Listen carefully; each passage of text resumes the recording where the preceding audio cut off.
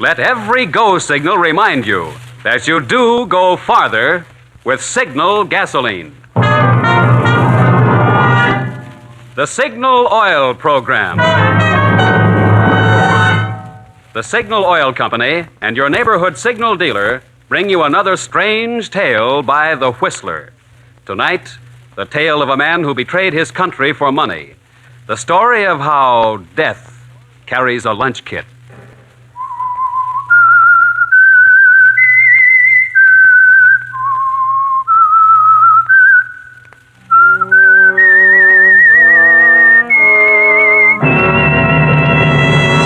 I am the Whistler, and I know many things, for I walk by night. Secrets from the hearts of men and women who stepped into the shadows. Presently I'll tell you of nameless terrors they dare not speak.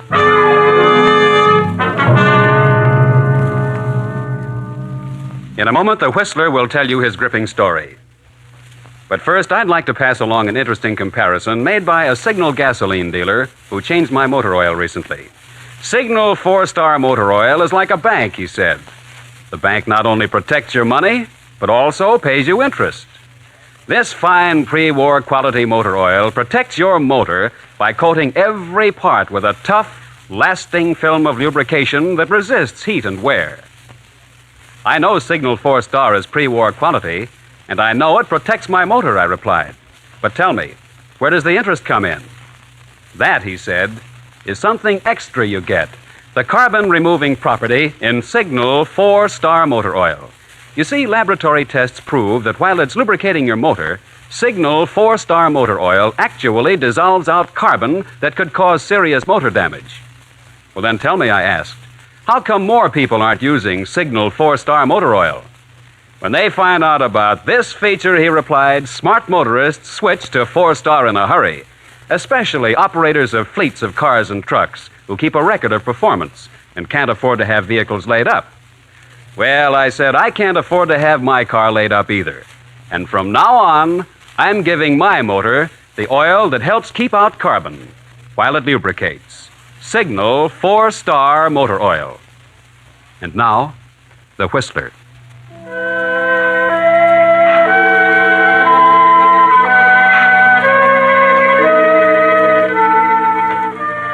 What is it that makes a man or a woman take that first fatal step down the wrong road?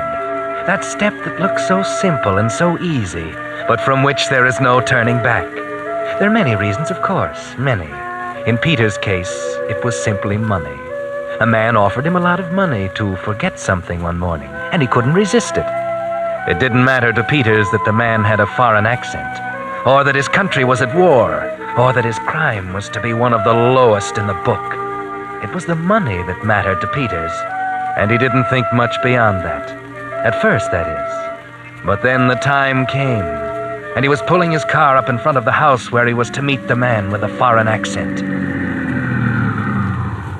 Hey, Jerry, why are we stopping? Oh, I forgot to tell you, Pop. I have to stop here for just a minute. I have to see a sick friend. But, Jerry, we haven't got much time. We'll be late for work. Don't worry, Pop. I won't be long. I'll get you there in time. Be right with you. Yes, this is it, Jerry. Your throat feels a little tight as you go upstairs and knock on the door. Well, Peters, you are late. Come in. Yeah.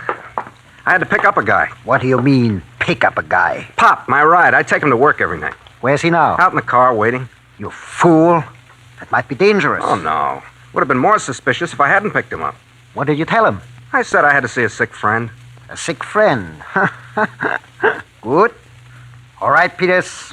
This is Gus, the one I told you about. Hi, Kate. Hello. He's putting the finishing touches on now. They'll be ready in a minute. Peters watched, fascinated as old Gus continued his work. 3-4 minutes slipped by. By then, Pop out in the car began to get impatient. Oh, the old fool. The old fool? Why doesn't he stop honking that horn? Yes, why doesn't he? I'll tell him to stop. Please do. Does he think we need publicity? I'll call down to him. I'll tell him to stop. Hey, Pop! Pop! Lay off the horn. Didn't I tell you this guy was sick? But we're going to be late for work. I'll be down in a few minutes. Take it easy. Well, you'd better hurry up. I wouldn't want to be late, Jerry. Yeah. Who is this Pop? Is he all right? Will he cause us any trouble? No, I did what you said. I made friends with one of the old-timers down at the plant. Now I can't get rid of him. How is it coming, Gus? It's almost finished. Yes, Gus the mechanic, an old hand and a good one, was almost finished. Peters has watched as he chipped out the inside of the thermos bottle, and now he was working on a detonator. It looked like one of those old-fashioned watches Peters' old man used to own. And as Gus started winding it, somehow the sound was so familiar, it sort of got Peters. For the first time, he wished he'd never started the thing. What time you got, kid, eh? Huh? What time have you got? What's the matter with you? Are you getting too nervous for us? Nervous? Don't worry about me being nervous. It's, 8:29. 8:29. Okay, kid. What are you sweating about, huh? Who, me? Mr. Shark ain't sweating. Well, she'll go off at 6:30 tomorrow morning. Is that okay, Mr. Shark? Fine, Gus. Okay, Fine. kid, eh? Yeah, okay. Okay, then. Gus went to the steel cupboard and took down a metal jug. He came back to the table with it, cradled in his arms. Shark leaned forward. Peters felt himself tightening up inside. Without thinking about it, he pulled a pack of cigarettes out of his jacket and put one in his mouth. He was about to strike the match when Shark looked up. Put that match out, you fool. What? What's wrong with you? Haven't you any sense at all? What do you mean? Tell him, Gus. Kid, if one spark got into this nitro, they wouldn't find enough of us to fill that matchbox. Oh. The unlit cigarette turned to garbage in Peter's mouth. He spit it out and stamped it to pieces on the cement floor. Shocked and Gus looked at each other and grinned. That didn't help Peter's feelings any. When it came to the payoff, it'll be up to him, not these wise guys. Your lunch kit. Here it is. I just bought it this afternoon. Well, look how pretty it is, Mr. Shark. It's a shame to spoil it. huh? All right, finish with it, Gus. We'll make the jokes later. Gus opened the lunch kit and took the bottle out. He screwed the detonator into the cap, and when it fitted right, he laid it aside. Then he put a siphon into the thermos bottle and opened the jug of nitroglycerin. He poured out a thick yellowish liquid, and when the thermos bottle was full, he put the top on the jug and carried it carefully back to the cupboard. You better be far away when this goes off, kid. I'll be far away, all right. Peters is a smart boy, Gus. He comes to us well recommended.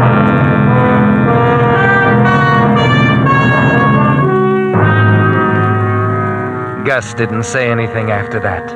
He bent down over his table and his eyes tightened up till you could barely see them. He worked quickly, and you could see he knew what he was doing. Watching him, Peters began to feel a little better about everything. Now Gus was finished. He put the thermos bottle of nitro back inside the lunch kit, and then the sandwich and the orange. Then he closed the kit and handed it to Peters. Here you are. And don't drop it. I won't. Now, you sure everything is all right? Yeah, everything's all right, Mr. Shark. I want to see you here tomorrow afternoon at 1. I'll be here, don't worry. Peters, stop using that expression. We never worry. There's your friend again, huh? All right, Peters, get out of here. Go before the old fool gets us all into trouble.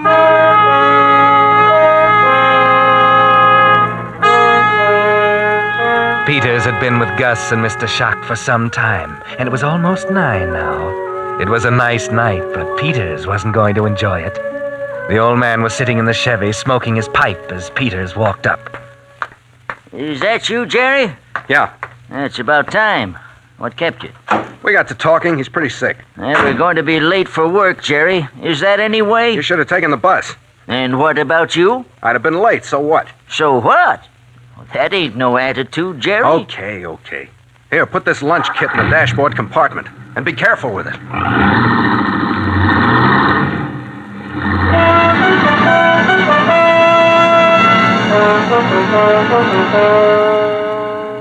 The The drive to the plant was something Peters would never forget.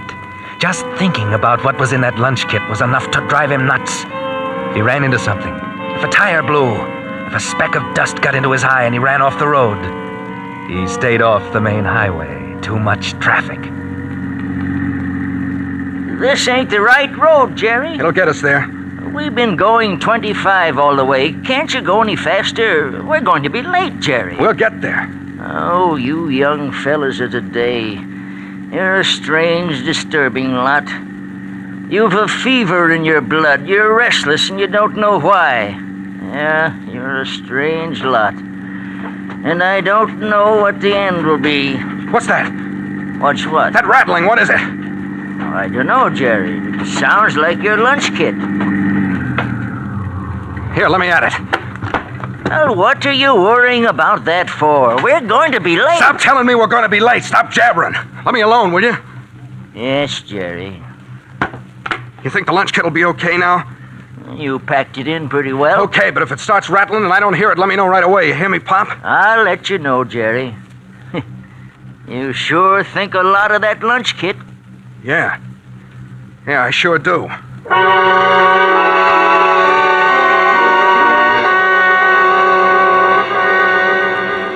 At last they got to the plant. The night shift was already at work.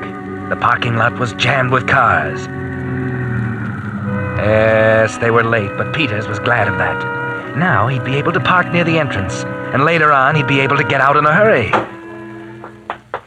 Okay, Pop, this is it. I'm sorry I made you late. Oh, that's all right, Jerry. You mind if I go back with you in the morning? Okay, just be here prompt. I won't wait for you. Peters took out the lunch kit and started for the main gate. The guard was standing there, inspecting everybody with a flashlight. Peters grinned at him and snapped the lunch kit open. How are you tonight? Okay. Not eating much, are you? No, not much. Well, you ought to put some weight on you. Pass. Peters punched in, changed his clothes quickly, and left the lunch kit in his locker. His stomach felt funny, and he figured he'd probably look pretty haggard. So he went up to the washroom and washed his face and let the cold water run on his wrists. It was then he noticed that he'd left his wristwatch in his street clothes. It was against the rules to go back into the locker room until the shift was over. And now, all night long, he wouldn't know what time it was. Have to ask, have to guess. The ache in the pit of his stomach got worse.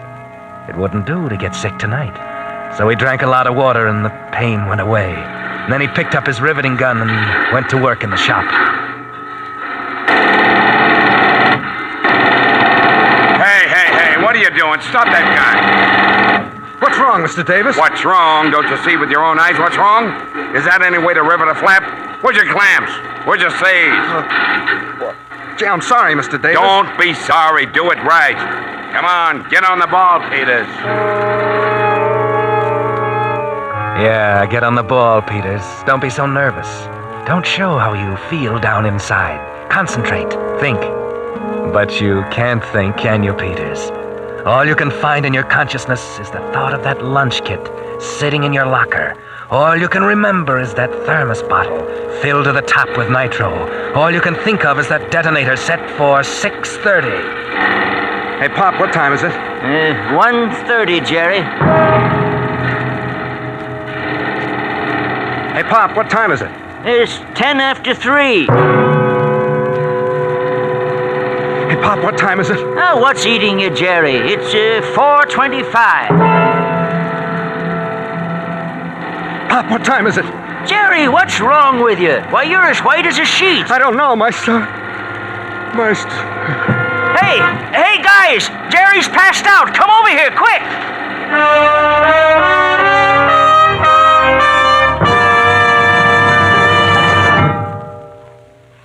You are listening to the Signal Oil program. Let every go signal remind you that you do go farther with Signal gasoline.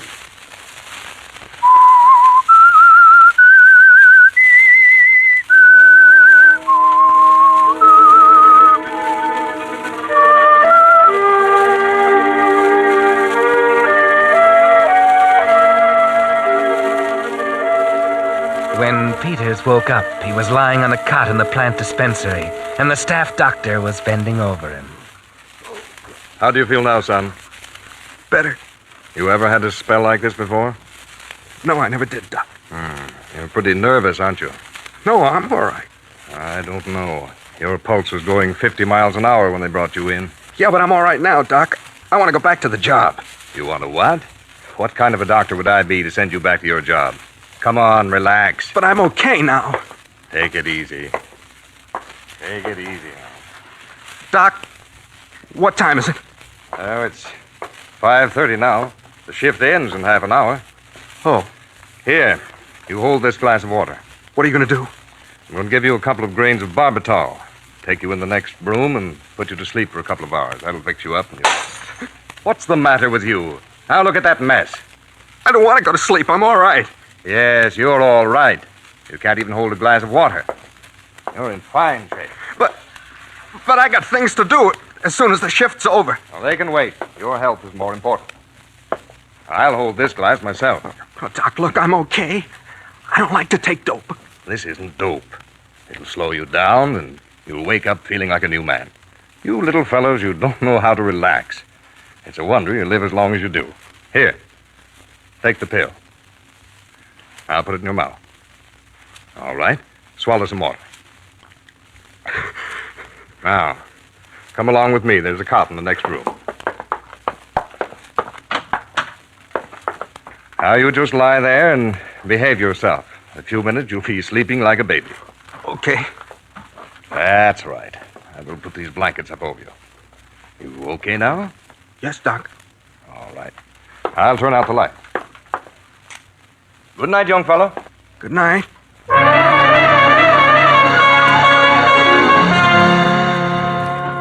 You spit out the pill, didn't you, Peters? Good thing you thought of holding that pill under your tongue.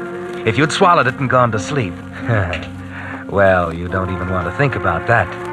There's a window in the room. He said it was 5:30. When the whistle blows at 6, you get up, slip out the window and outside. Yeah, it'll work. Now you better rest. Rest.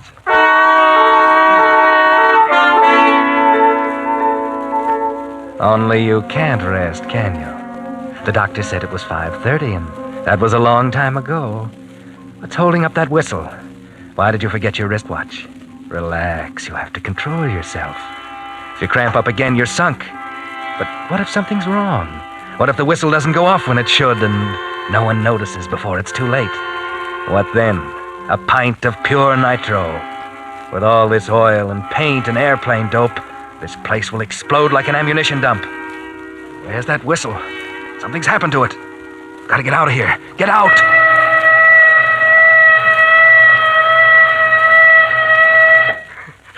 That's over. Now I gotta act fast.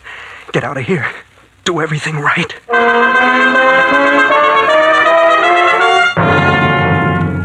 Getting out of the dispensary was easy. There was a shed right below the window. Peters dropped to the roof of that and then to the ground. He didn't feel too good. He was still weak from the cramp, but there was no time to think about that now. When he got to the locker room, the boys were climbing out of their work clothes, getting ready for the shower room. Hiya, Peters. You okay now? Yeah, I feel fine. Better stop drinking that turpentine, Jerry, huh? Boy, you had me worried, Jerry.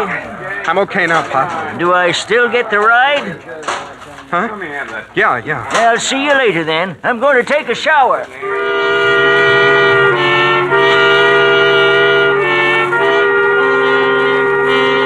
Peters changed into his street clothes and nothing flat, not caring particularly how he looked. What if that doctor looked in and found him gone? Don't give him a chance to catch up with you, Jerry. When he was ready, the other guys were in the shower room. That was the break he wanted. He took the lunch kit out of his locker and slid it underneath. Then he looked at his wristwatch. 4 minutes after 6. He had 25 minutes to get away.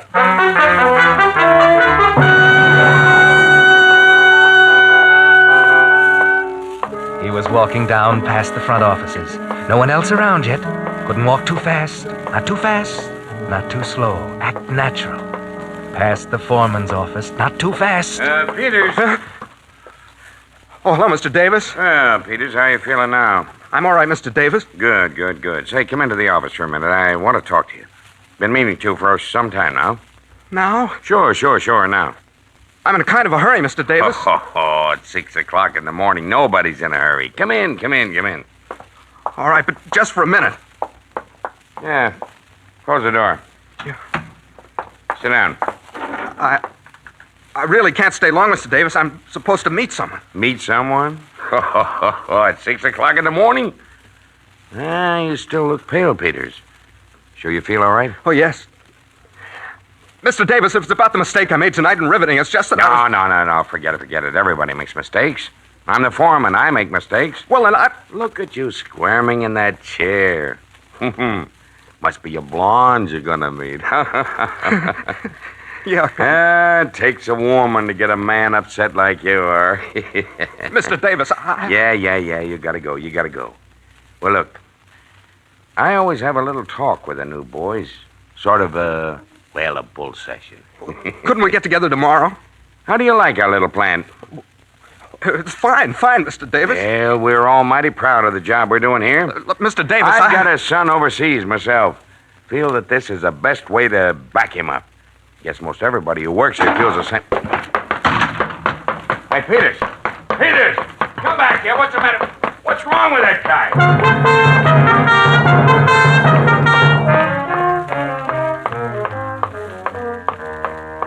Okay, slow down, Peters. He's not chasing you. Look at your watch. 6:14. There's still plenty of time to get away. Leave the main building. Start across the yard for the main gate. It's still dark. You're one of the first out. Hey, you! Hey, slow down, will you?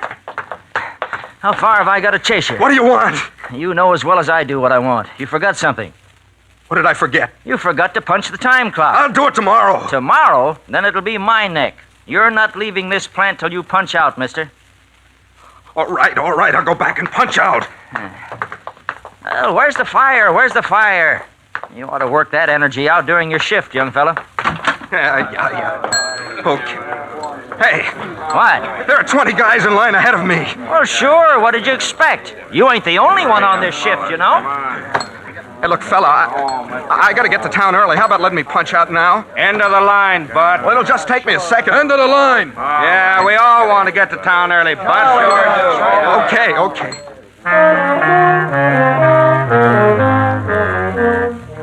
Take it easy, Peters. You've still got time. Get down at the end of the line and stop making yourself conspicuous. Hi there, Peters. Hello. Say, I think Pop's looking for you. Yeah. The old guy sort of adopted you, ain't he? Yeah. Sure a long line tonight, huh? Yeah. Yeah, well, not much to do at 6 o'clock in the morning. My missus will be sleeping when I get home. Yeah. Well, how you feeling now? Huh? Grab. Okay. How you feeling, eh? Say, is my watch right? I have 6:18. Well, yeah. 6:19 I got. I could be wrong. Name? Peters. Check. Name? Thomas.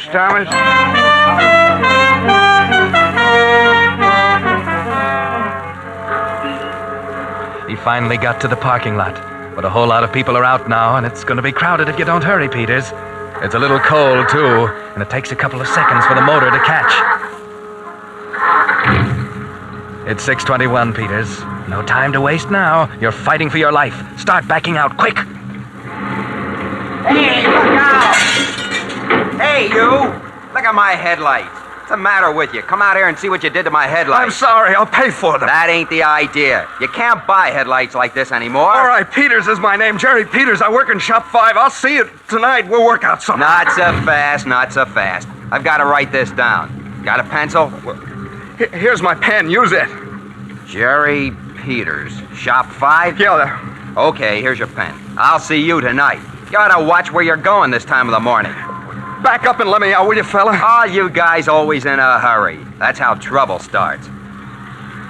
All right, my partner's backed her up. It's clear now. Thanks. You gotta hurry. Jerry, wait. You're forgetting me. Hey, Jerry, wait for me. Wait, will you? Wait. Hey, Jerry. He got away.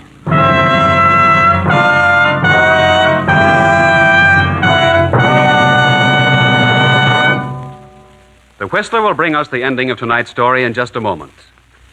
Meantime, let me tell you how you can get absolutely free the very game that's now top favorite among American troops overseas. It's Salvo, SALVO, the exciting battleship game. Thousands of these fascinating games, printed in color with complete instructions, have been sent by the Signal Oil Company to American troops all over the world. So many men returning from overseas have been telling friends about Salvo, people at home are wanting to play this exciting game too.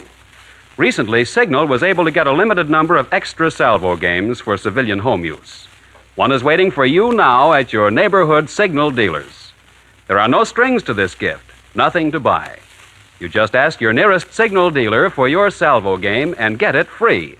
Naturally, they'll go fast, because Salvo is on the way to becoming as popular here as it is in Burma, France, and Iceland. Better see your Signal dealer tomorrow. When you find what a friendly, conscientious fellow he is, you'll understand why Signal-serviced cars do go farther. And when you see how much fun Salvo is, you'll thank me for getting you in on this offer early, before your Signal dealer's limited supply of Salvo games is gone. Stop by and see him tomorrow, sure. And now, back to the Whistler.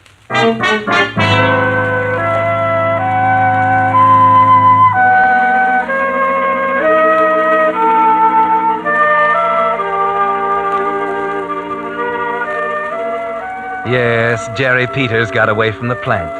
By 6:29, he was a good mile from the plant, racing along to safety. And back in the parking lot, Pop had something to say about the younger generation. How do you like that? These young fellas, I don't know what the end will be. What's the matter, Pop? You look like you got your dander up. Well, who wouldn't? He went off and left me. These young people got no sense of responsibility at all. Last night he drives like a turtle. This morning he races out of here like a demon and leaves me standing. Too bad, Pop. Maybe somebody else will give you a ride. Oh, I can get a bus.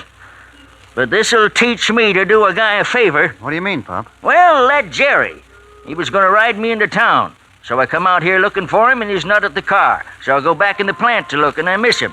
When I get back here, he's driving off. Yeah, but what's the favor you did him? Well, he was so darn particular about it. Then he goes off and leaves it under his locker. But I found it, and I put it in his car for him. What? His lunch kit. Hey! Now, I wonder what in the world that could have been.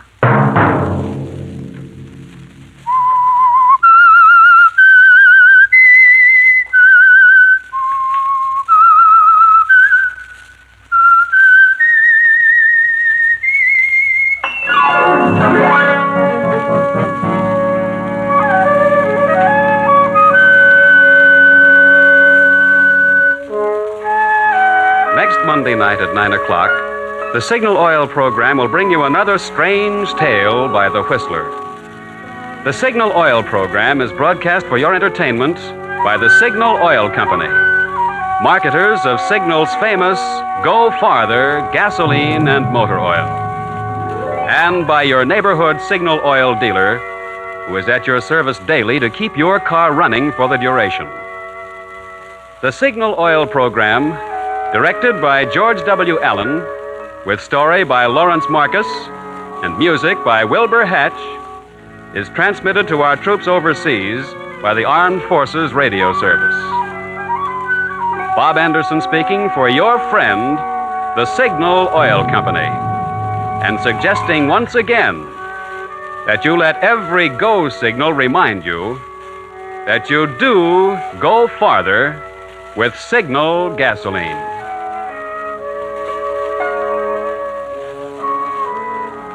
This is CBS, the Columbia Broadcasting System.